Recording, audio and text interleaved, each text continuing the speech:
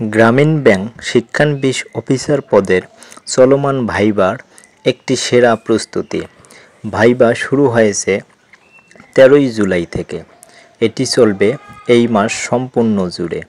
তাই আপনাদের জন্য একটি চলমান ভাইবার সেরা প্রস্তুতি নিয়ে উপস্থিত হলাম, যে ভাইবাগুলোর মধ্যে এসব প্রশ্ন সচরাচর করেই চলছে। সেই আলোকে সাথেই থাকুন, পাশেই থাকুন, ইউটিউব চ্যানেলটি সাবস্ক্রাইব করবেন অবশ্যই।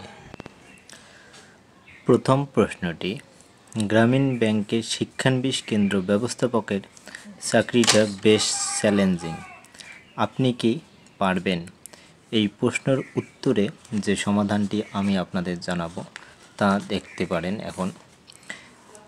স্যার, যে কোনো চাকরিতে পরিশ্রম এবং কষ্ট রয়েছে।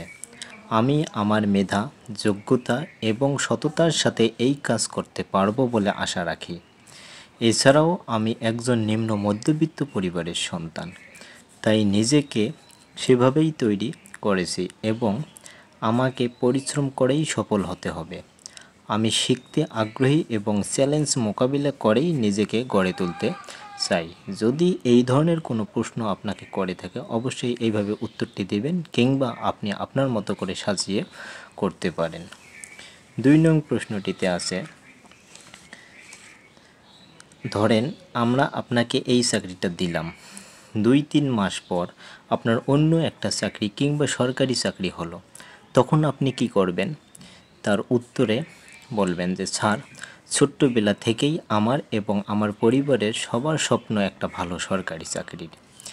এক্ষেত্রে সেটা যদি পেয়ে যাই, তখন নিজের ও পরিবারের স্বপ্ন পূরণ করার জন্য আমি সেটাতেই জয়েন করব। স্যার, তবে গ্রামীণ ব্যাংক একটা আন্তর্জাতিকভাবে স্বীকৃত প্রতিষ্ঠান, যার মডেল সারা দুনিয়ার অনুসরণ করা হয়। এখানে কাজ করার মধ্যে শুধু চাকরি নয়, একটা মিশনের অংশ হওয়ার সুযোগ রয়েছে।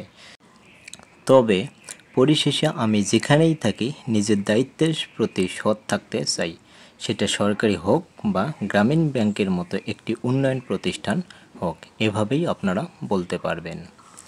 ৩ নং প্রশ্নটি আছে, আপনি তো অনেক ভালো স্টুডেন্ট আর আপনার একাডেমিক রেজাল্টও অনেক ভালো। আপনার তো আরও বেটার চাকরি হবে। আপনি কি এই চাকরি করবেন? এই ধরনের প্রশ্ন করলে আপনারা উত্তরে বলবেন, স্যার, বর্তমান সময়ে সরকারি বা বেসরকারি যে কোনো চাকরিতে যে পরিমাণ পদ ফাঁকা থাকে, তার বিপরীতে কয়েক গুণ বেশি চাকরি প্রার্থী আবেদন করেন। অর্থাৎ মোট শূন্য পদের কয়েক গুণ চাকরি প্রার্থী প্রতি বছর পাশ করে বের হয়। সেক্ষেত্রে ভালো রেজাল্ট করলেই যে ভালো একটা চাকরি পাওয়া যাবে তার কোনো নিশ্চয়তা নেই। এছাড়াও আমার পরিবার এই মুহূর্তে আমাকে আর্থিকভাবে সাপোর্ট করার মতো অবস্থানে নেই, বরং তারাই এখন আমার কাছে আর্থিক সাপোর্ট আশা করে। এই জন্য চাকরিটা আমার খুবই প্রয়োজন, তাই চাকরিটা পেলে আমি অবশ্যই করব। এছাড়াও আপনি আপনার মতো করেও বলতে পারেন, তবে এটুক দিয়েছি যাতে আপনারা উপস্থিত কিছু বুদ্ধি খাটিয়ে আপনারা বলতে পারেন। ৪ নং প্রশ্নটি ছিল, আপনি কেন গ্রামীণ ব্যাংকে যোগ দিতে চান? এর উত্তরে আপনি বলবেন, গ্রামীণ ব্যাংক শুধু একটি আর্থিক প্রতিষ্ঠান নয়, এটি একটি সামাজিক উন্নয়ন প্রতিষ্ঠান এবং বিপ্লবের প্রতীকও বটে। দেশের দরিদ্র জনগণের মাঝে অর্থনৈতিক ক্ষমতায়ন ও নারীর ক্ষমতায়নের ক্ষেত্রেও ব্যাপক ভূমিকা পালন করে। আমি বিশ্বাস করি এখানে থেকে কাজ শুরু করলে আমি মাঠ পর্যায়ে মানুষের জীবন উন্নয়নের ক্ষেত্রে প্রভাব ফেলতে পারব। তাই এমন একটি প্রতিষ্ঠানের অংশ হতে পারলে নিজেকে ধন্য মনে করব। এইদিকে ৫ নং প্রশ্নটি আছে। ৫ নং প্রশ্নটি ছিল, গ্রামের মানুষ আপনার কথা শুনবে কেন? উত্তরে বলবেন, আমি বিশ্বাস করি আন্তরিকতা ও সম্মান দিয়ে কথা বললে যে কোনো মানুষ সহজে নিজের কথা শেয়ার করে। তাছাড়া আমি মানুষের কথা শুনি, মানুষকে শ্রদ্ধা করি, ধৈর্য ধরি এবং তাদের ভালো মন্দ বুঝে সিদ্ধান্ত নিতে সাহায্য করতে চাই। এরকম উপলব্ধি করাতে পারবো। এছাড়াও আমি গ্রামের মানুষের ভাষা ও সংস্কৃতি বুঝে এবং তাদের পাশে দাঁড়াতে প্রস্তুত।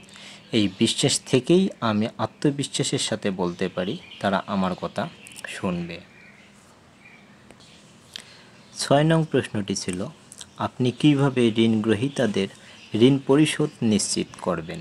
এর উত্তরে আপনি বলবেন, আমি নিয়মিত কেন্দ্র সভায় উপস্থিত থাকব, ঋণ গ্রহীতাদের খোঁজখবর নেব এবং প্রয়োজনে ঘরে ঘরে গিয়ে কথা বলবো। সচেতনতা তৈরির মাধ্যমে ও সম্পর্কের ভিত্তিতে আমি চেষ্টা করব তারা যেন দায়িত্ব নিয়ে ঋণ পরিশোধ করেন।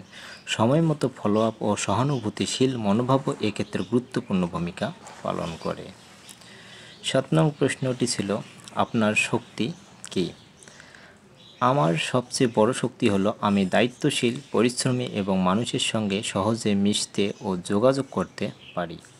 আমি মাঠ পর্যায়ে কাজ করতে আগ্রহী এবং সমস্যা সমাধানে পরিবেশের উপর ভিত্তি করে দ্রুত সিদ্ধান্ত গ্রহণ করতে পারি, তাই এটিই আমার উপযুক্ত শক্তি।